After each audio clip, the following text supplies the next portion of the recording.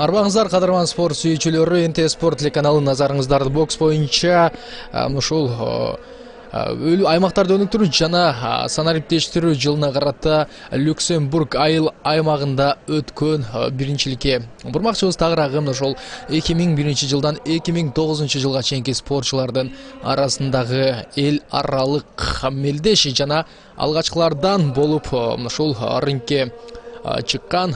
Бул албетте ушул эң кичинекей, эң жаш биздин бөбөктөрүбүз. Тагыраагы ушул 2009-2008 жылы төрөлгөн спортчулар Кызылбаштан Арафат Бебоза 26 килограммга чейинки салмак чембирдик, ага каршы Икром Гурба.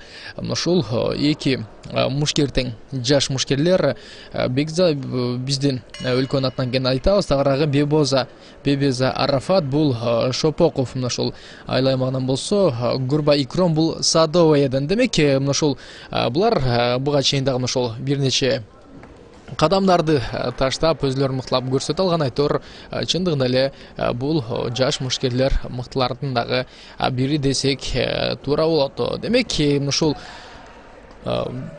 Шүй облусунун келечектеги көп үмүттөндүргөн мушкерлери, балким булардын арасында келечектин ушул эң эле мыкты мушкерлер Айтор Флойд Мейвезерлер, жолсо Мени Пакьяо, жолсо ушул Виталий Кличко.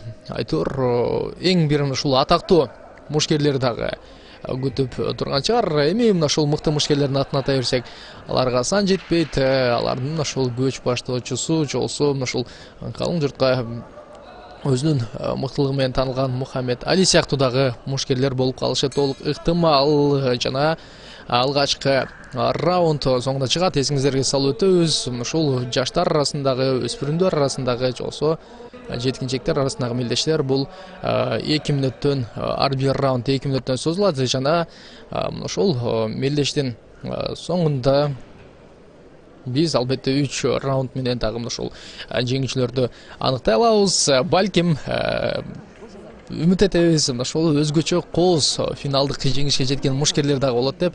Кантсе дагы ушул нокдаун, нокаут деген нерселер жаш мушкерлердин арасында дагы сөзсүз түрдө орун алат. Демек ушул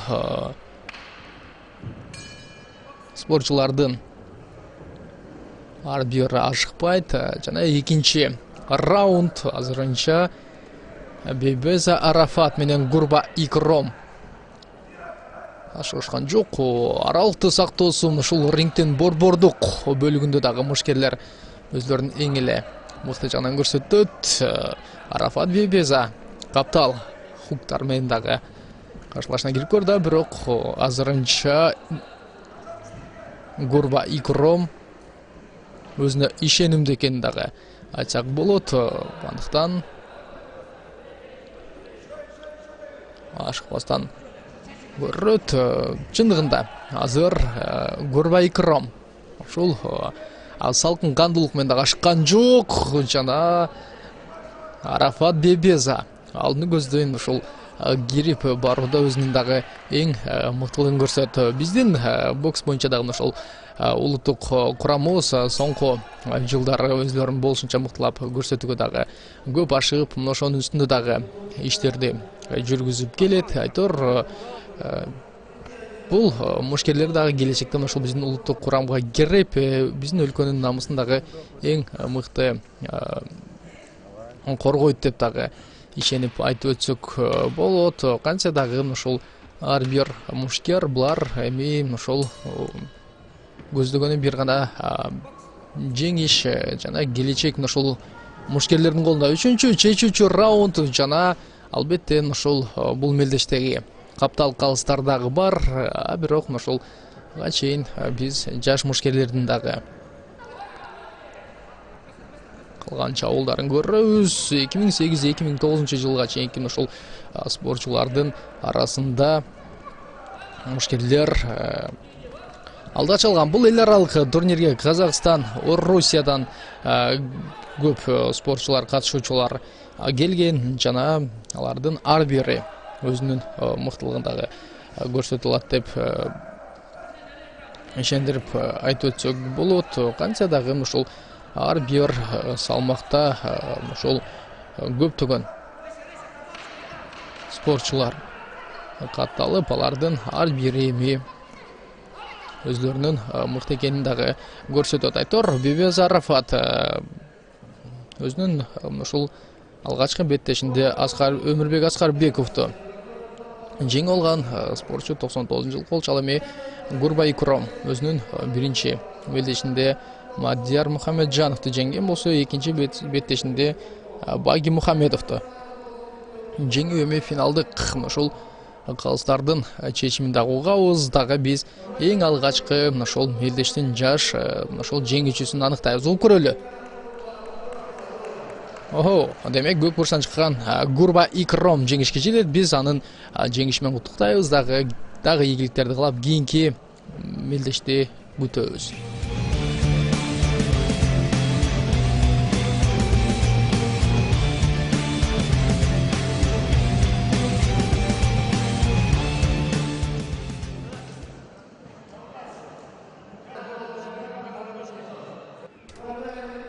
Демек, кийинки дагы финалдык мелдеш 28 килограммга чейинки ушул салмак чен бирдикте ушул Билал Таштанбеков менен Имиджан Сейдишевдин ортосундагы беттеш. Билал Таштанбеков 2009-жылы өтөрүлгөн. Ал эми Имиджан Сейдишев Имиджан ал ушул Казакстандын Алматы шаарынан келген дагы мушкер экенин эсиңиздерге салып өтөбүз. Айтор канча дагы ушул биз спортчулардын өзлөрүн канчалык деңгээлде мыкты көрсөтөрүн байкап көрөбүз.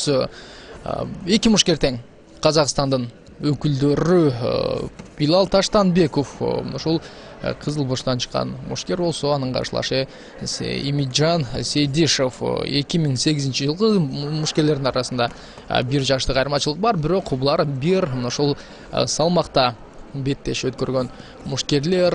Жана Билал Таштанбеков азыр өзүнө ишенимдүү алдын көздөй кирип барат, бирок Имиджан Сейдишев ашкан жок. Дагы биз алгачкы бөлүктү, алгачкы раундту жыйынтыктайбыз. Жана спортчулардын ошол экинчи раундтун жүрүшүндөгү өткөргөн беттештерин күтөбүз. Азыр алардын ошол чарчоосун басуу үчүн дагы ошол жетилет. Бул жакта албетте жаш мушкерлерге эч кандай насатайып деле кереги жок. Булар өзлөрү машык учурунда кандай даярдыкты көрсө, мына ошондой беттештерди дагы өткөрөрүн жакшы билебиз. Билал Таштанбеков каршылашын өзүнө киргизбөөгө дагы даяр экенин көрсөтөт. Ал эми Иминджан Сейдишев алдын көздөй каршылашын жазгыруу үчүн дагы кирип барган. Жана сол кол менен түз куба, бирок ошол жыйынтыктоочу сокулары анчейин күчтүү болбой жатканын дагы айтып өтсөк болот. Канча дагы ушул жаш мушкерлер чындыгында эле келечектен көп үмүттөндүрөт. Билал Таштанбеков менен Имиджан Сейдишев Казакстандын ошол бокс мектептери мыкты экенин дагы билебиз. Жана ушул Казакстандын мушкерлери соңку учурларда эл аралык мелдештерди жолсун ошол 2016-жылы Бразилиянын Рио-де-Жанейро шаарында өткөн Олимпиада оюндарында дагы алар эң бир мыкты көрсөткүчтү көрсөтө алышкан. Жана албетте алар мынтип жылдан жылга дагы ошол мыкты экенин көрсөтүп, командада Казакстандын курама командасында алдынга карай өсүү бар. Балким бул мушкерлер дагы чоңойгондо алардын курамын толуктап ошол Кыргызстандагы эл аралык беттеште биз алгачкы мелдештерибизди өткөргөнбүз деп эстеп калат, чыгат болушу керек. Жана экинчи раунд артта калат. Жана албетте жаштар арасындагы бул мелдештерде 3төн калыс бар. Каптал калыстар ошол мушкерлерге упай берүүчү жана алардын ошол берген упайлары чыгарган чечимдери дагы эң туура чечимдер болот десек дагы болот. Демек 3-чү раунд жана беттешти баштоого калыс уруксат бергенден кийин Билал Таштанбеков менен Иминжан Сейдишев белдешин баштайт. Кызыл бурчтан чыккан бул Билал Таштанбеков Казакстандын Алматы шаарынан, ал эми Иминжан Сейдишев ал дагы Казакстандын ушул Алматы шаарынан экенин эсиңиздерге дагы бир рет салып өтөбүз. Жана жакынкы аралыктагы мушкерлердин боксташысы Билал Таштанбеков сол түз жептер менен алдын көзүнө кирип барды. Андан кийин аралыкты сактоого дагы толугу менен даяр. Кантсе дагы ушул 8-9 ашып кетсем ушул 10 жашка чейин дагы арасындагылар азырынча жаштар алдыда биздин ушул барган сайын ушул жаш курактары чоңоюп чыныгы ушул беттештин өзгөчөлүгүн дагы көрсөткөн спортчулардын таймашы күтөт. Жакынкы аралык жана Иминжан Сейдишев менен Билал Таштанбековдун ортосундагы белдешчи интикалат. А биз болсо спортчулардын кимиси жеңүүчү экенин жана каптал калыстарынын дагы чечими менен таанышып көрөбүз.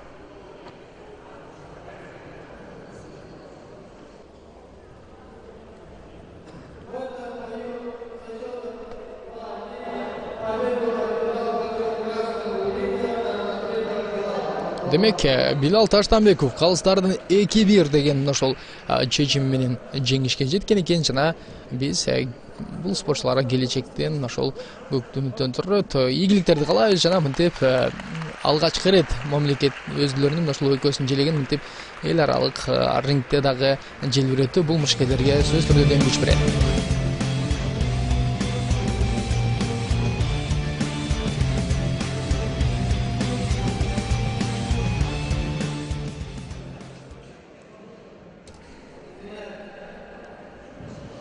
Демек, финалдык беттеш 32 килограммга чейинки салмак чембирди 2008-2009 жылы ошол төрөлгөн спортчулардын ортосундагы мелдештер десек дагы болот. Жана Тилек Талипов менен Искендер Алтынбековдун беттешүүсү.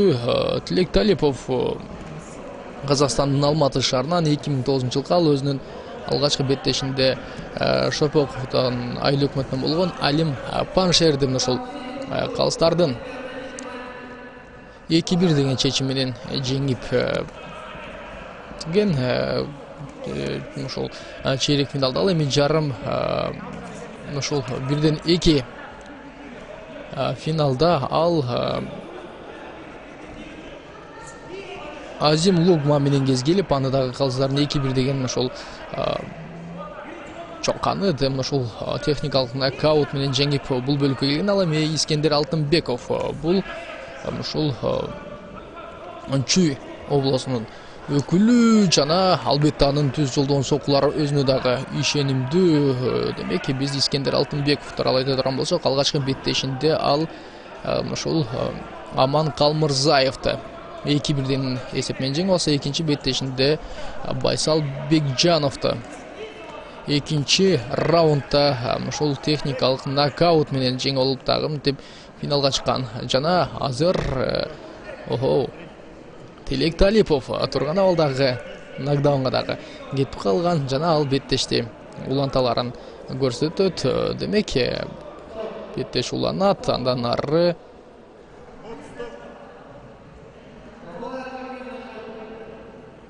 азыр каршылаштар ошол беттешти улантууну дагы чечкен. Кантсе дагы эми экинчи орун эле бул жакшы көрсөткүч. Негизинен ушул мушкерлердин жаш айырмачылыгы 1 жаш, андыктан азыр ошол Искендер Алтынбеков чындыгында эле ошол ишенимдүү жеңишке жете алсак болот. Куттуктайбыз жана Искендер Алтынбековго мындан кийинки беттештеринде да ушундай ишенимдүү жеңишке жетишин каалайбыз.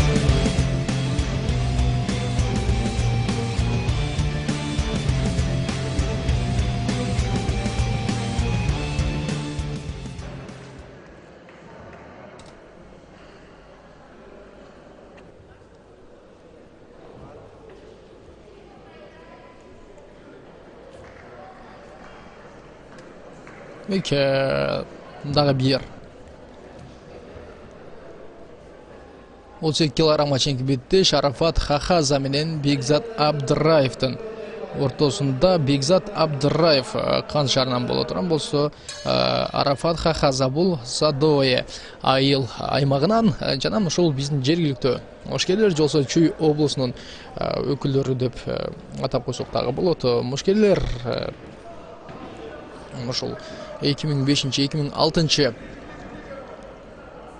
жылы төрөлгөн спортчулар айтор эки спортчу тең ушул 2006 жылкы Бекзат Абдыраев алгачкы беттешинде Кубанычбек Талайбековду 2-1 эсебинен жеңип алса, экинчи беттешинде Рамиль Юзаны 2-1 эсебинде жеңип мынтип финалга чыгып отурат. Ал эми Арафат Хахаза биринчи беттешинде Рамиль Шивазаны 2-1 эсебинде жеңсе, экинчи беттешинде Максатбек Абдикалыковду калыстардын бирдиктүү чечими менен жеңип алган. Жана финалдык беттеш албетте Абдыраев Бекзат менен Арафат Хахаза жана Бекзат Абдыраев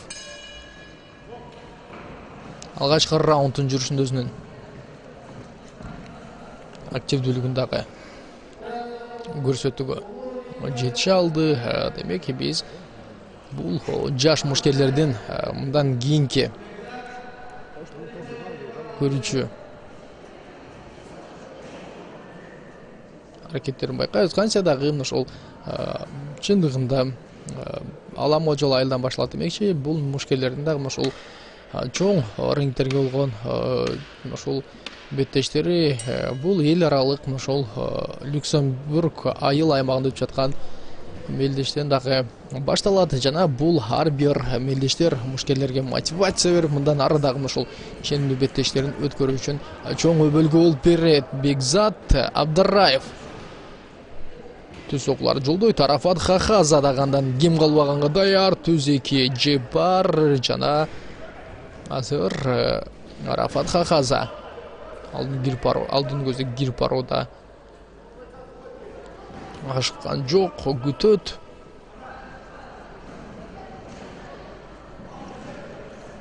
Жана эки мушкер тең аралыкты сактоодо жана ушул соккуларды бири-бирине жолдоодо болушунча абайлоо менен дагы беттештерин өткөрөт. Оң хук Арафат Хахазадан каршылашына таамай тийди. Жана ал буга чейинки ошол өз ирмендердин ар бир жүрүшүндө Бекзат Абдыраев жооптук ошол соккуларды жолдоодо өзүнүн мыктылыгын дагы көрсөтөт. Канча дагы ошол 32 килограммга чейинки салмак чен бирдикте бул мушкерлер өзүнүн мыктылыгын бар тараптан көрсөтүүгө дагы ашыгышууда. Жана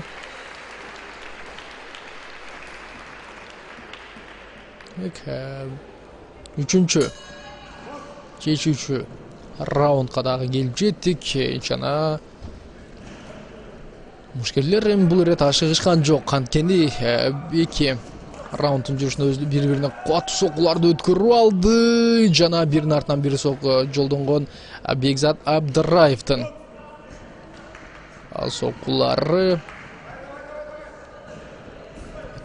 канча дагы ошол кан шаарындагы ден соолукту чыңдоо үчүн ошол дене тарбия спорт комплексинде дагы өтүп жатканын эсиңиздерге салабыз. Азыр Бекзат Абдыраев барган сайын ошол каршылашын буруштан бурчка качырып өзүнүн үстөмдүгүн жүргүзүүгө ашыгат. Ал эми Арафат Хахаза жөн турган жок. Ал дагы ошол каптал соккулар менен кези келген жерде жооп берүүгө дагы даяр болду. Айтор биз беттешти жыйынтыктадык жана ошол 2005-2006 жылы төрөлгөн спортчулардын арасындагы 32 килограммга чейинки салмак чембирдиктеги мушкерлердин жеңүүчүлөрүн угуп көрөлү ким экенин.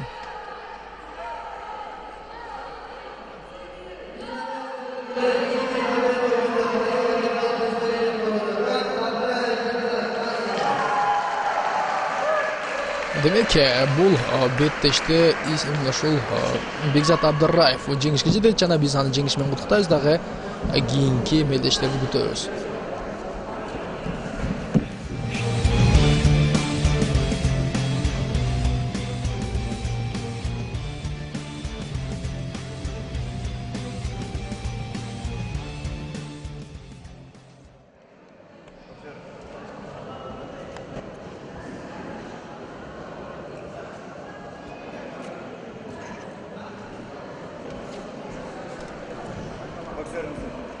Орусиялык жана ошол кыргызстандык мушкерлер.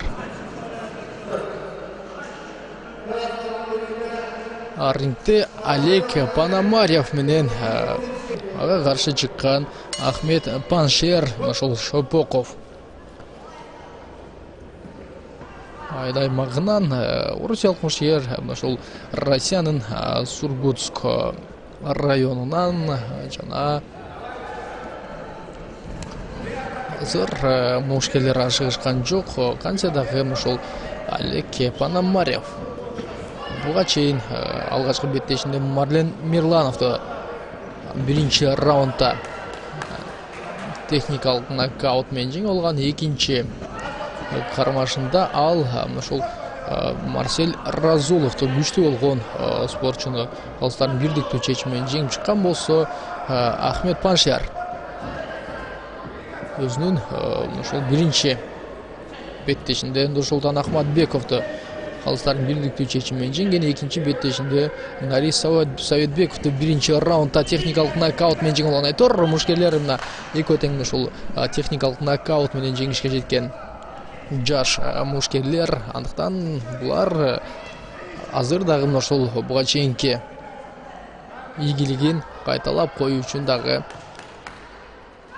бар күчүн жумшап коюусу толук ыктымал десек дагы болот. Ашыкпайт жана байкайбыз Олег Пономарев беттештин башында ушул активдүү баштаган, бирок Ахмет Паншер андан кийинки ушул жүрүштү дагы өз көзөмөлүнө алууга жетише алды. Жана спортчулардын бири-бирине жолдогон түз соккуларынан кийин алгачкы раундду жыйынтыктайбыз. Ар бир ушул мушкердин жолдогон соккулары бул эми аларды жеңишке жеткирүү үчүн дагы чоң бир өбөлгө болуп берерин жакшы билебиз. Айтор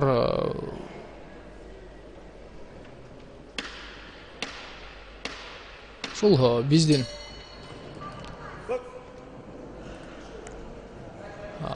жаш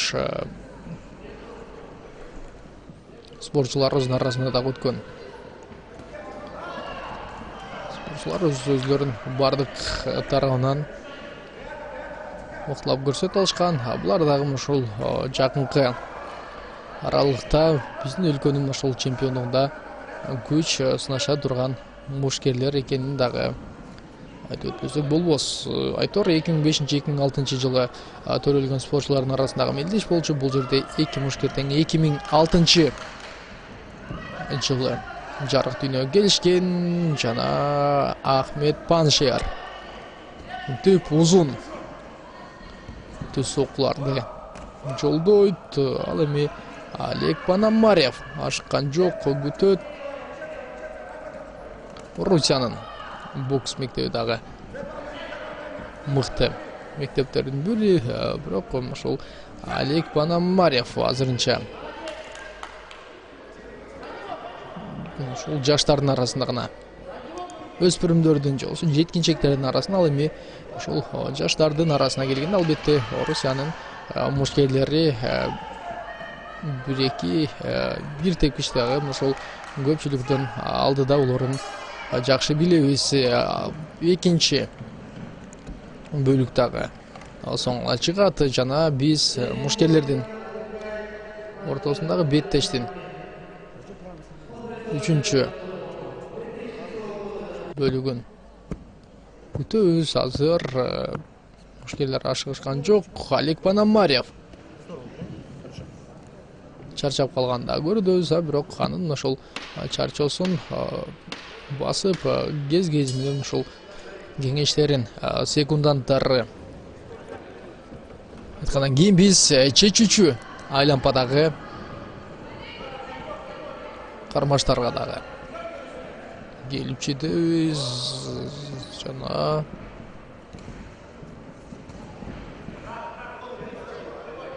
Паншер Ахмедов. Ахмед Паншер тагыраагы ошол көк бурчтан чыккан. Мушкер азыр түз сокус менен Олег Пономаревди арты көзгө жетенчиктетет орусиялык мушкер. Каршылашын ошол толугу менен кап окуп ашыкпастан гана сокуларды жолдошот жана ар бир ошол салмак чембирдикте мушкерлер көп, алардын салмактары, көргөн беттештери өзгөчө десек дагы болот. Жана Ахмед Паншер түз эки сокку менен Олег Пономарев көпкө күткөн жок. Учурдан байланып өзүнө упай алууга дагы ашыкты. Жана 3 раунд артта калгандан кийин биз эми мушкерлердин кимиси жеңүүчү экенин кыздардан чечимин күтөбүз. Ахмед Паншер чындыгында бул беттеште өзүнүн ошол бардык тарабынан дагы мыктылап көрсөтүүгө жетишти. Ар бир салмактан ошол 8ден мушкерлер дагы бар. Жана бул жеңүүчүлөрдү угуп көрөлү.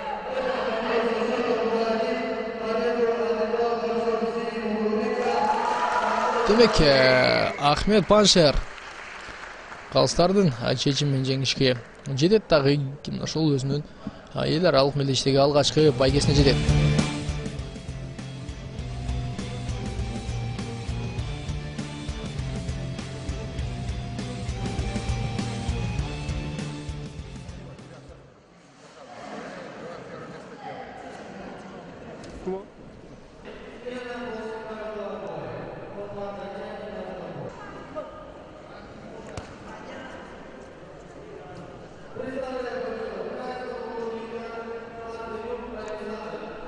Демек, кыргызстандык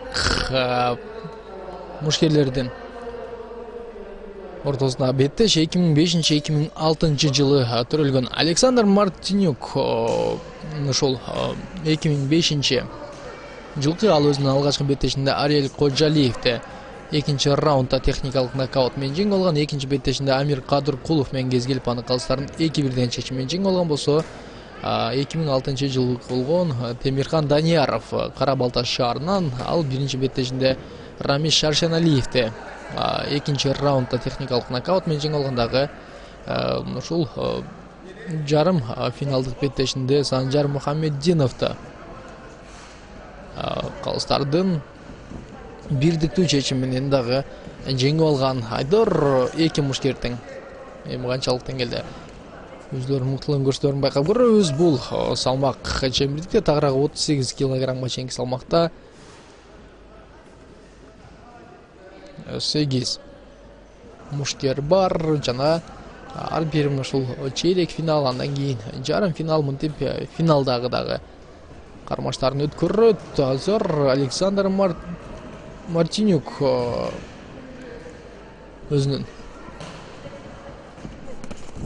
тамайлыгын көрсөтүүгө ашыккан менен Темирхан Данияров кези келген жерде кубаттуу соккуларын жолдоп дагы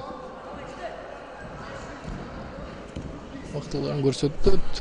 Александр Мартинюк ашыккан жок, ал болушунча ушул салкын канды дагы беттештеп көрөт. Албетте мушкерлердин ушул демин баскандан кийин биз экинчи раундду көрөбүз. Жана ушул экинчи раунддун жүрүшүндө мушкерлердин дагы жеңүүсүн мыктылыгын байкап көрөбүз.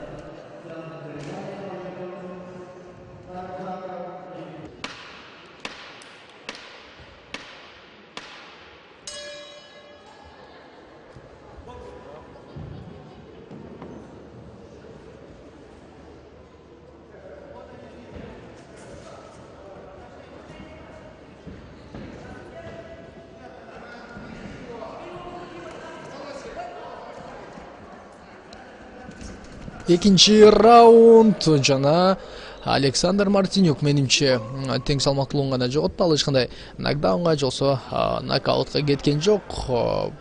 Бирок канча да ушул Александр Мартинюк Токмок шаарынын Чүй облусунун жаш мушкерлери жана Темирхан Данияров тамай 2 соккуну өткөрө алды жана ал бир гана тамай эмес, кубаттуу дагы болгон өзүңүздөр көрө алдыңыздар.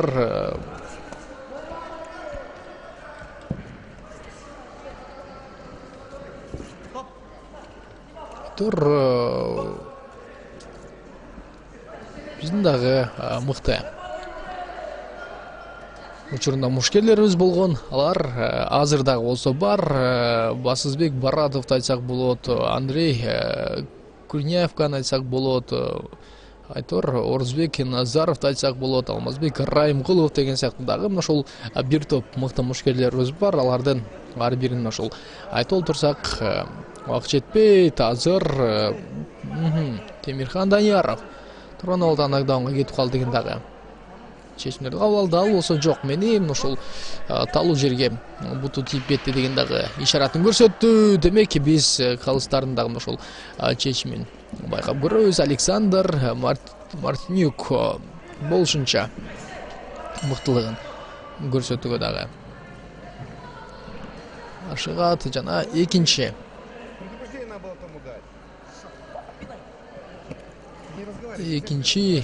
айланпарттагы. Андан кийин албетте азыр биз Темирхан Данияровдун машыктыруучуларынын дагы бир аз ошол нараазычылыгын уктук. Каршылашынан ошол эскертүү бериш керек болчу деп. Аны эми каптал калыстар бардык тарабынан байкап дагы турат жана Александр Мартинюк кандай беттештик өткөрөрүн дагы байкап көрөбүз. Чындыгында мушкерлер 3-3 айланпага дагы келип жетишти жана бул бөлүк чечүүчү деп койсок да болот. Канча дагы жаш мушкерлердин ар бир жолдогон соккусу бул эми ушул алтынга дагы барабар жеңген, алтын жеңет. Андыктан булар эми ушул өздөрүнүн күчтөрүн көп аяшпайт жана түз 2 сокку Темирхан Данияровдон орундалды. Анын Кызыл бурчтан чыккан каршылашы аралыкты сактоодо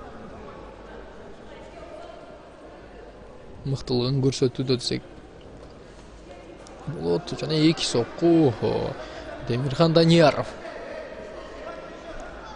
сокку жолдоодо ушул чечүүчү бөлүккө келгенде бир аз өзүнө ишеничсиз. Айтор буга чейин ал кубаттуу соккуларды дагы ошол бир эмес бир нече ирет жолдогон. Азыр жакын аралыкта албетте калыстын кили күчүүсү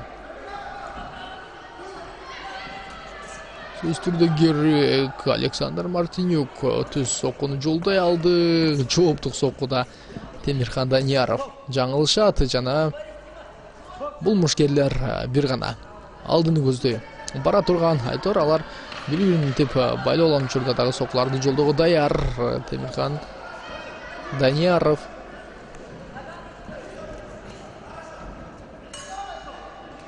тип беттешти соңуна чыгарады жана албетте биз калыстардын чечимдерин дагы күтөбүз. Эки мушкер тең.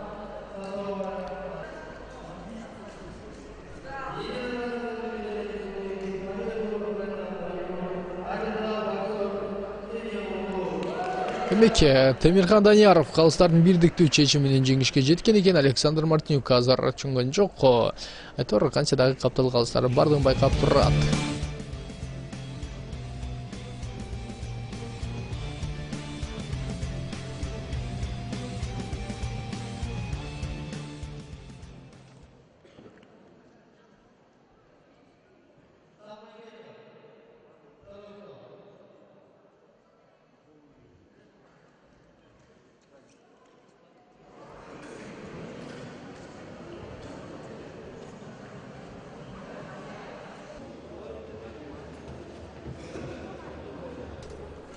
Демек, 40 килограммга чейинки салмак чембирдиктеги беттештер Кызыл Бурчтан чыккан Абдурахман Жанвуза жана анын каршылашы Ильяс Паншезов.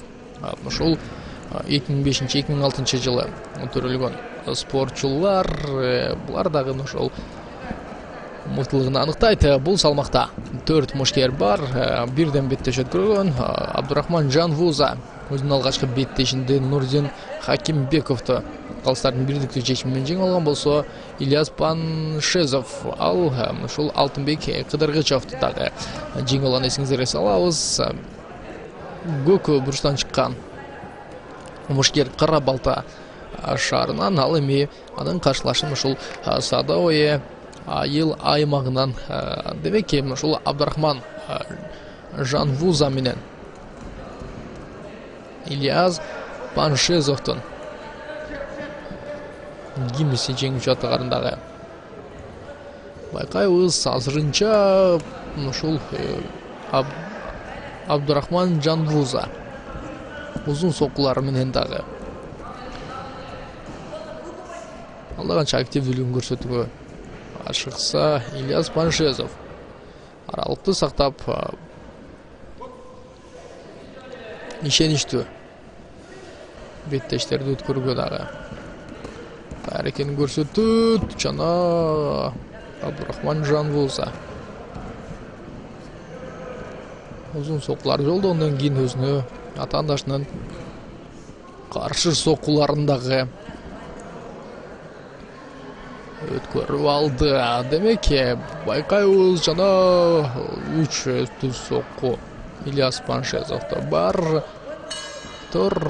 Биринчи раунд жыйынтыкталгандан кийин мушкерлер бири-бири менен кол алмашат, дагы демдерин басып алуу үчүн өз капталдарына келет. Азыр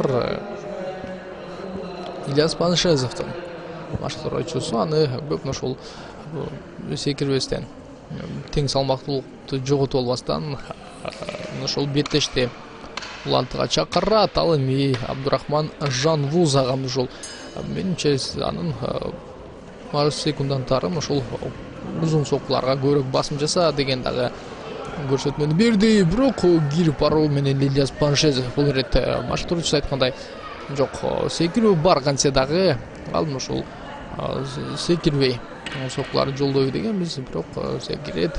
Демек, Абдурахман Жанвуза бул ирет эми өзүнүн учурун күтүүгө дагы даяр жана кирип барып түз жеп айтор кубаттуу дагы бул алды. Ильяс Паншезов өзүнүн мына экинчи айланпанын жүрүшүнө ишеним топтогондой айтор ал түз соккулар менен дагы каршылашын камоого алат. Эки спортчу тең 2005 жылы төрөлгөн мушкерлер жана Абдурахман Жанвуза менен Ильяс Паншезов. Жок, Ильяс Паншезов тагыраагы 2006 жылы төрөлгөн мушкерлердин арасында бир жаштык айырмачылык бар.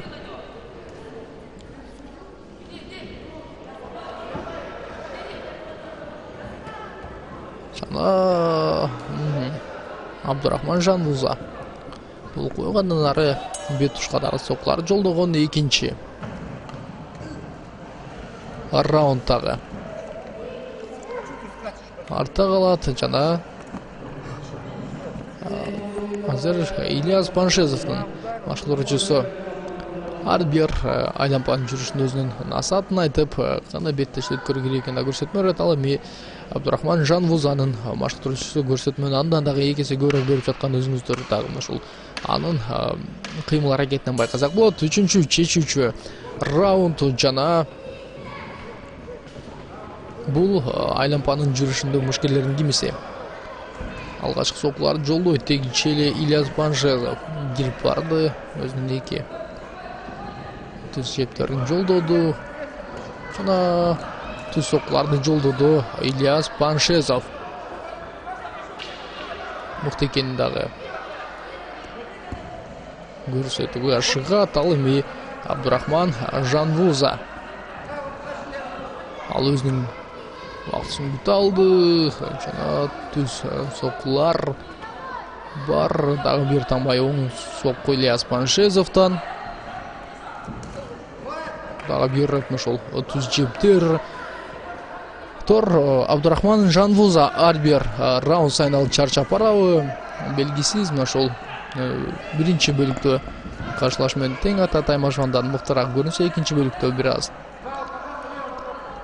жеңишти колдон чыгаргандай таасирлерди калтырган. 3-чү бөлүктө эми Ильяс Банжезов түз сокулар менен бир эмес бир нече ирет каршылашын камалоого дагы ала алды. Жана мынтип кирип барып жолдогон түз 2 сокусу ага Абдурахман Жанвуза кандай жооп берет. Дагы бир адамды ушул оң жебин өткөрүп алгандан кийин экинчи ирет дагы өткөрүп алды. Ага чейин ушул аперкот менен жооп берүүгө умтулган, бирок анысы тамай болбой калган. Демек Ильяс Банжезов бул ирет эми ушул бул раунддун жүрүшүндө чындыгында өзүн мыктылап көрсөтө алды. Жана биз калыстардын чечимин угуп жеңүүчү ким экенин дагы аныктап алабыз.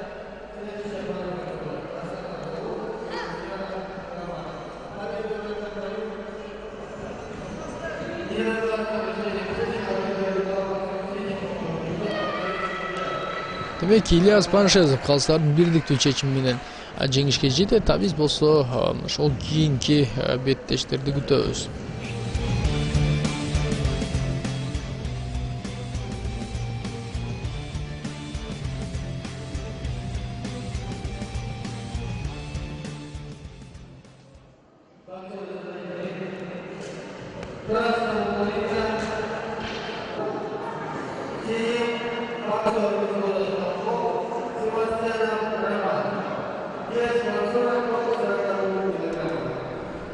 Демек бул беттеш Кызыл бурчтан чыккан Заур Гасанов, ал эми анын каршылашы Роман Севастьянов беттешет.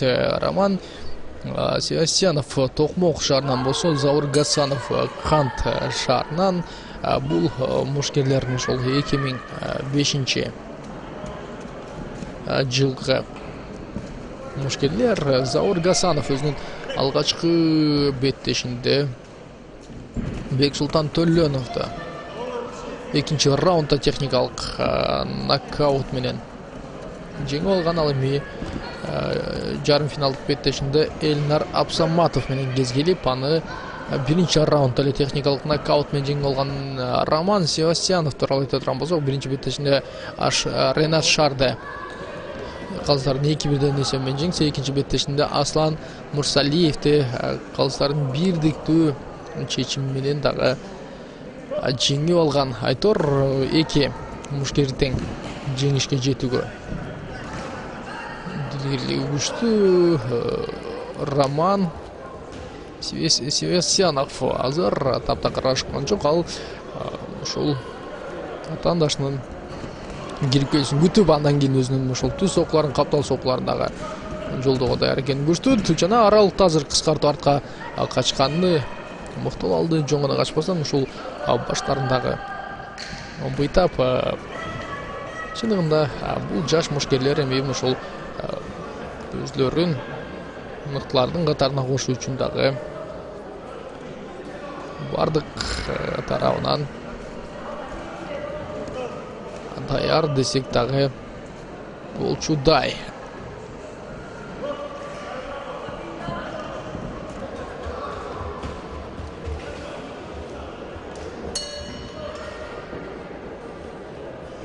Демек алгачкы раундты жыйынтыктайбыз жана бул айлампада ушул Роман Севастьянов өзүн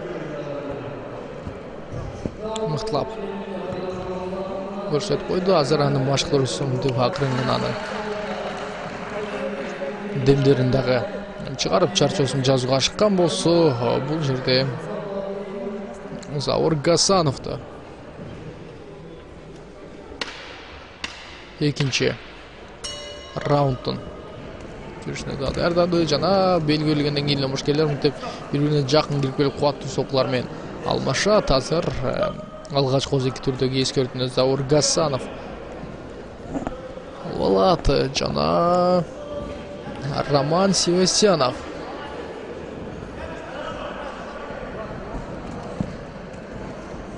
деп соккуларды жолдогон болсо андан алдыганча ушул артыкчылыктар колунун узундугу бар болгон Заур Гасанов экинчи айлампанын жүрүшүндө өзүнө ишенимдүү экенин дагы көрсөткүсү келет жана сөзсүз түрдө бул мушкерлерден кимиси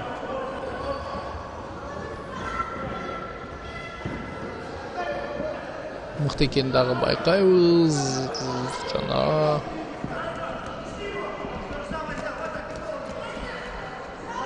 Заур Гасановго Роман Севастьянов арты көздөгү тенчиктөө тескерисинче алдын көздөй кирип барып мынтип жолдогон кубат соккулар менен азыр карабышка жолдогон соккуларга эскертүү берген жок. Албетте калыстар эми ушул мушкердин атайлап сокку жолдобогонун дагы билет жана ой мыкты Роман Севастьянов жана бирок ушул белгиден кийин болду. Ал мынтип убакыттын бүтөөрүн күткөн эмес. Кантсе дагы ушул эки раунд артта калтырган Роман Севастьянов үчүнчү чечүүчү айлампага келгенде ал өзүн кандай көрсөтөрүн дагы байкайбыз. Кантсе дагы бул жаш мушкерлер өзлөрүн бардык ошол тарабынан мыктылап көрсөтө алды десек дагы болот. Демек үчүнчү бөлүк жана Роман Севастьянов ашкан жок. Каптал хуктар менен дагы каршылашын амалга алууга даяр. Ал эми Заур Гасанов кандай жооң берерин байкап көрөбүз. Туура ал дагы ашыкпайт жана Заур Гасанов менен Роман Севастьяновдун ортосундагы тиреш артына өтөт дагы. Албетте артын салба деп эскертөлү. Демек кара кушка жолдогон соккуларды дагы байкап турушу керек. Аперкотту жолдоп көргөн. Азыр каршылашма ошол дулко боюна Заур Гасанов сокку жолдогондон кийин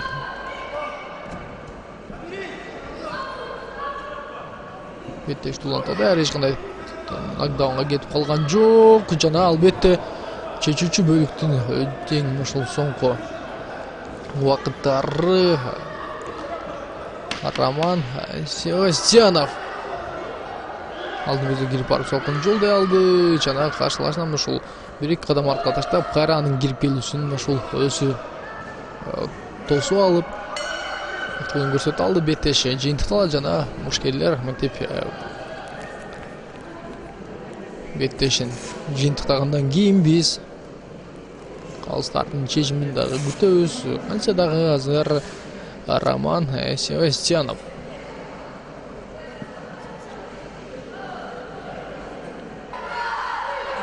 Мыктылыгын дагы көрсөтө алды.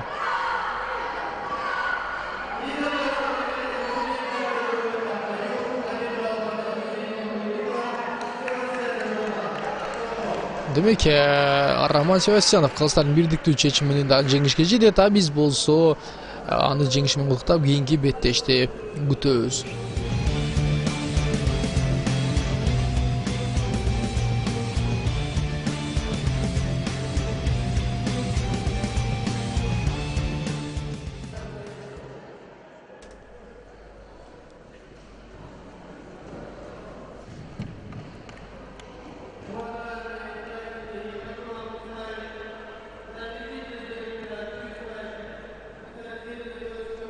Демек, тизмек боюнча 44 килограммга чейинки салмак чембирдик Азим Майрамбеков менен Алмаз Орозбековдун ортосундагы беттеш 2005-2006 жылы төрөлгөн спортчулар Азим Майрамбеков буга чейин бир гана беттеш өткөрүп, ал мына ушул Руслан Серебрековду 2-1 эсеби менен жеңип алган. Ал эми Алмаз Орозбеков ал биринчи беттешинде Алжами Субатаевди биринчи раундда техникалык нокаут менен жеңип алган болсо, экинчи беттешинде Ойбек Ахмеджановду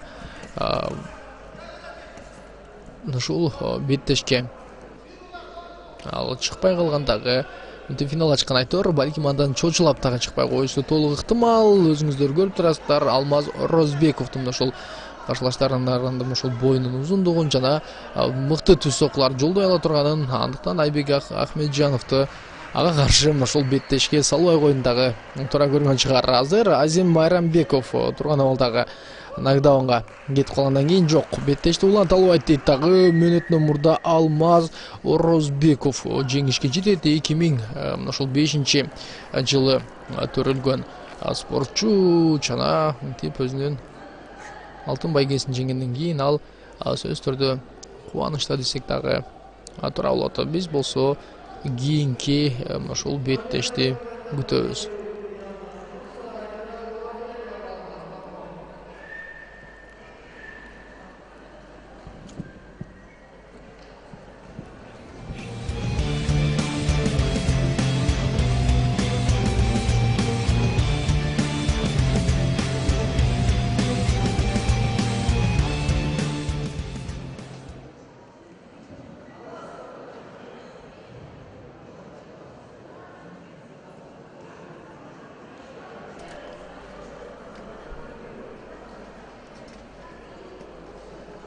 Демек, 46 килограммга чейинки салмак чембирдик жана 2005-2006 жылы төрөлгөн спортчулардын арасындагы мелдештин финалында Кызыл бурчтан Уран Эсенаманов чыккан болсо, ага каршы Закир Лиляза ошол көк бурчтан чыккан. Эки спортчу тең мыкты. Булардын ошол алгачкы беттешин айта турган болсок, Уран Эсенаманов биринчи беттешинде Элдар Сатаркуловду экинчи раундда техникалык нокаут менен жеңген. Экинчи беттешинде Бекбол Карапбековго кез келип аны биринчи раундда ошол техникалык нокаут менен жеңип алган. Ал эми Закир Лиляза биринчи беттешинде Максат Искендеров менен кез келип анын ошол калыстардын бирдиктүү чечими менен жеңип алган болсо, экинчи беттешинде Дилшат Масляновду калыстардын бирдиктүү чечими менен жеңип алган. Эки мушкертең Шопоков айыл аймагынан жана алардын ошол көргөн беттештерин дагы байкайбыз. Азыр Уран Эсенаманов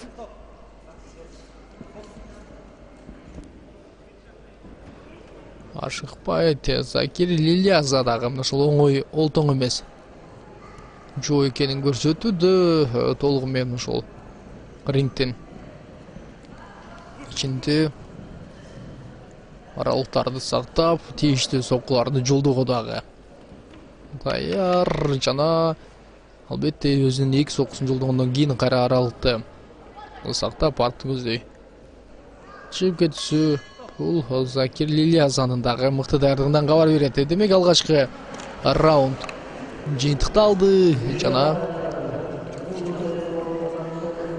бул бөлүктө спортчулардын кимдир бирөөсү ошол активдүүлүгүн көрсөтүп кое алды. Азыр Уран Эсенамановду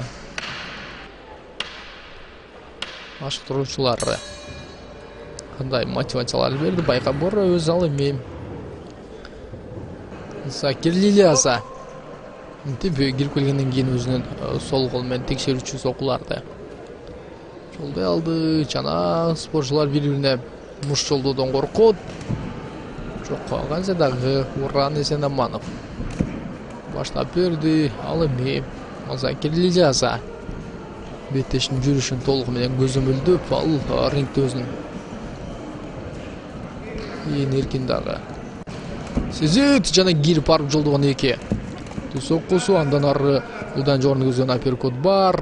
Азыр Уран Эсенамановго ушул кандай гана кубаттуу сокку тийген, анын мурдун канап кеткенден дагы байкасак болот. Жана калыс беттешти балким токтотуп анын мурдун тазалап коюп чыгар, же болбосо жок уланталабы.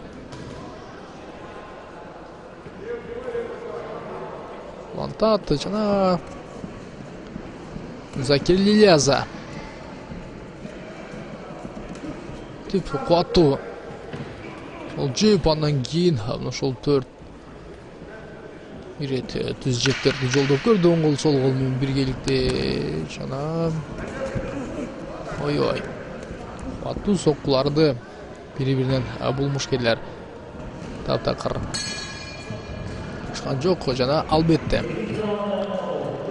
мынтип биз бул бөлүктү дагы жыйынтыкталабыз. Эми ушул спортчулардын ортосундагы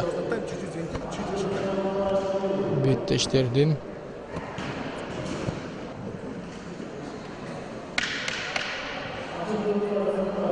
экинчи ушул чечүүчү үчүнчү бөлүгүн дагы күтүп көрөбүз.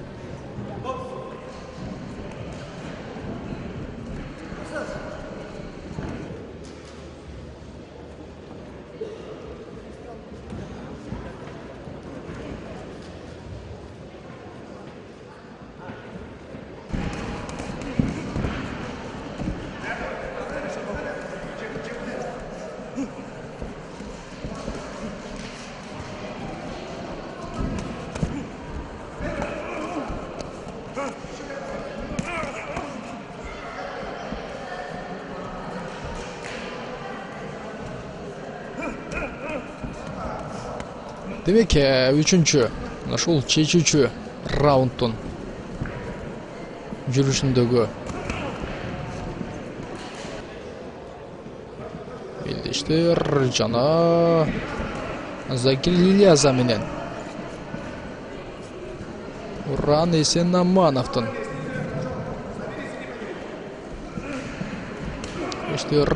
Уран Эсенамановго Закир Лилияза үчүнчү айманын жүрүшүндө дагы кирип барат жана өзүнүн мыктылыгын толугу менен көрсөтүүгө Закир Лилияза жарагандай. Уран Эсенаманов байтор алгачкы раундду жакшы баштаган, андан кийин өзүн көрсөтүүдө